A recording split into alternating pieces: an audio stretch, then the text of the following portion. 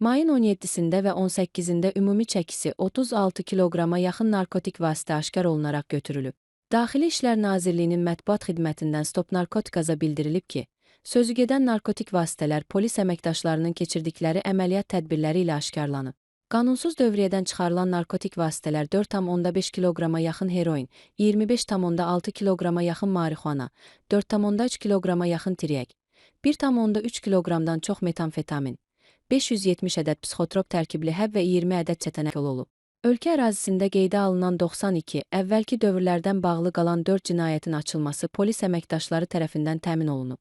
Axtarışda olduğuna görə ümumilikdə 70, o cümlədən borclu şəxs qismində axtarışda olan 38 nəfər saxlanılaraq aidiyyəti üzrə təhvil verilib. Narkotiklərlə əlaqəli 52, qanunsuz saxlanılan silah-sursatın götürülməsi və aşkarlanması ilə bağlı 11 fakt müəyyən edilib. Cinayət törətməkdə şübhəli bilinən 95 nəfər saxlanılıb. Bu istiqamətdə qətiyyətli mübarizə tədbirləri davam etdirilir deyə nazirlik əlavə edir.